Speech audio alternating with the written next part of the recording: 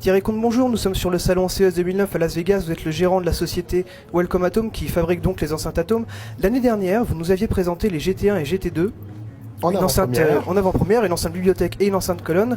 On avait un peu survolé le sujet. Là, on va rentrer un peu plus dans les détails. Est-ce que vous pouvez nous parler de la technologie qui est dans ces enceintes? Oui, Par tout à fait. Par exemple, le lien entre le Twitter et le boomer, la caisse. Alors, tout d'abord, il est bon de rappeler que les enceintes GT1, GT2 et toutes les enceintes Atom sont équipées d'haut-parleurs Atom. Mais plus particulièrement sur cette série GT, en fait, les haut-parleurs sont le fruit d'une très longue démarche de recherche et développement. On voit les pièces ici, et on a énormément travaillé sur tout ce qui concerne en fait les problèmes de non-linéarité. La suspension en particulier? Les suspensions, la motorisation. Les valeurs d'inductance de la bobine. Donc tous les coefficients de non-linéarité ont été optimisés de manière à réduire considérablement les taux de distorsion sur une plage d'excursion la plus large possible. Et un gros travail de mesure a été fait donc oui, pour tout à fait. À ces résultats. C'est le corollaire. Le travail est fait en amont au niveau de la conception, en utilisant notamment des logiciels de simulation par la méthode des éléments finis, mais également toutes ces investigations de simulation ont besoin d'être corroborées par des tests et par des mesures spécifiques. On a d'ailleurs à ce titre, on utilise le système Clipple notamment, qui permet de faire de l'analyse de non-linéarité et de savoir dynamiquement les valeurs de compliance, les valeurs de facteur de force et les valeurs d'inductance générées par la bobine mobile. Donc, il y a aussi un nouveau Twitter? Oui, tout à fait. Il s'agit d'un dôme de 28 mm. On avait par le passé déjà travaillé sur du dôme de 28 mm.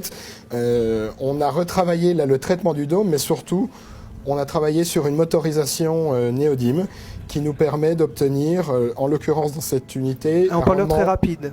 Très rapide et un rendement de plus de 98 dB pour 2,83 volts.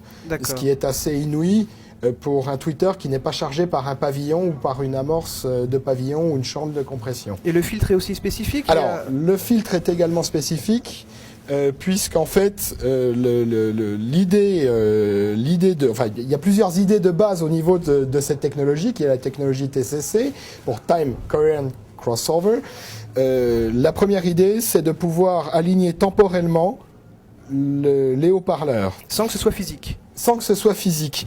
C'est-à-dire qu'il faut prendre conscience du fait que l'origine temporelle du haut-parleur de grave correspond à sa bobine mobile. Il en est de même pour le Twitter. Or, on constate là, sur un plan comme celui-ci, qu'ils sont décalés. C'est-à-dire que le Twitter est en avance quelque part par rapport au boomer. On utilise dans notre filtre une cellule de calage temporel qui permet de reculer l'origine temporelle du Twitter et de l'aligner par rapport à celle du boomer. Autre point précis, on utilise exclusivement des pentes douces, dites 6 dB par octave. Pour éviter les rotations de phase. Pour limiter les rotations de phase, et associé à la cellule de calage temporel, ça permet un raccord parfait à la fréquence de coupure. D'accord. Toujours sur la technologie, on va parler maintenant de la GT2. Vous avez travaillé pour réduire drastiquement les ondes stationnaires. Oui, tout à fait.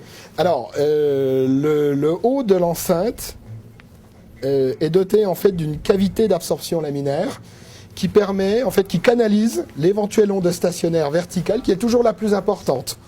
Dans la restitution, dans une enceinte acoustique conventionnelle de forme colonne, l'onde stationnaire la plus nuisible à l'écoute, c'est celle qui s'établit dans le mode vertical. La cavité ainsi que l'adaptateur d'impédance acoustique situé à l'arrière du tweeter, ici, permet en fait d'éliminer cette onde stationnaire et ses multiples. D'accord. Et au niveau des prix, ça se positionne comment? Alors, en prix sur le marché français, on est à 2500 € la paire, 4000 € la paire. Donc on va se diriger maintenant vers le subwoofer, le subfurtif. Un petit détail supplémentaire, mais qui a toute son importance. L'arrière des enceintes, je ne sais pas si vous pourrez le voir, en fait... On va faire le tour. Est doté d'un commutateur à 3 positions, qui permet en fait d'ajuster la réponse en fréquence entre 2 kHz et 30 kHz en plateau par pas de 1,5 dB. Pour adapter la pièce. Ce faisant, ça permet d'adapter l'acoustique, de s'adapter à l'acoustique de la pièce, de s'adapter aux caractéristiques de l'amplification et en fonction des goûts de chacun, d'avoir une possibilité d'ajustement, mais de manière subtile. C'est pas non plus une très forte variation, une trop forte variation, d'ajuster d'une manière subtile par rapport à la pièce et par rapport au goût du consommateur. Donc nous sommes à côté du subwoofer mural. Du subwoofer mural. Donc on avait développé par le passé, on a l'enceinte, le concept Furtive, qui est une enceinte murale ou éventuellement dite sur table basse via une option au niveau d'appiètement spécifique. Et on va compléter, là c'est un prototype, cette gamme par un subwoofer, un caisson de grave actif mural, alors qui est doté d'un piétement. Et en fait, ce piétement est amovible, peut être enlevé, et donc par l'intermédiaire des attaches, le sub peut être directement accroché au mur. Alors, nouveauté également, ce caisson de grave est doté du dernier 23 cm Atom, donc à très longue excursion et à très faible taux de distorsion. Toujours développé par la marque ? Toujours, ah oui, complètement, on a beaucoup travaillé. En fait, c'est issu du premier 21 cm qu'on avait fait, là c'est à 23 cm.